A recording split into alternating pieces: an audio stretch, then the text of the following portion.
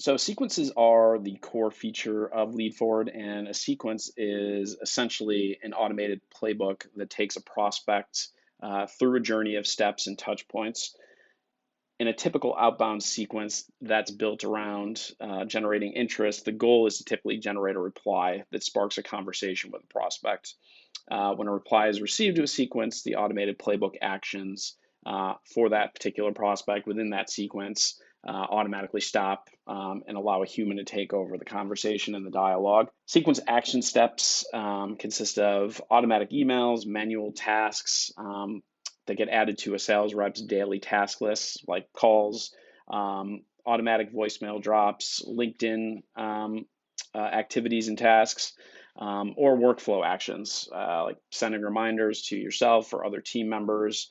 If you're using one of our CRM integrations, we can assign and route leads once a contact reaches a certain step within your sequence, maybe the end of the step, maybe the middle, maybe after a specific action.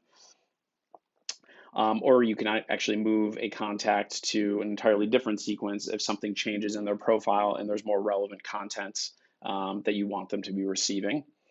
You can also push any important data from a sequence related to a contact to an external platform using our webhooks or using a platform like Zapier or any of our native integrations like Sugar CRM or Salesforce.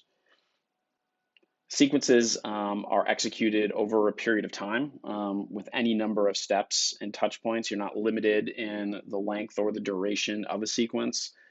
The sequence schedule governs which days of the week and times your sequence will trigger steps for your enrolled contacts, and then time delays between each sequence step help control and govern frequency. So how often people within your sequence are touched with an action will depend on how much they get delayed in between each touch point.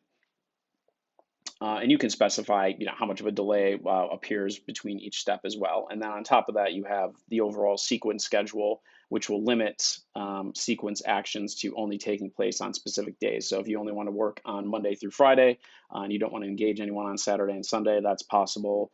Or you can shorten that up and only do Tuesday, Wednesday, Thursday. You can do multiple timeframes within specific days or the week. There's a lot of customization that's available for scheduling. To help measure and optimize sequences, we provide a great deal of built-in reporting. So you get a very granular view of how your sequence is performing as a whole.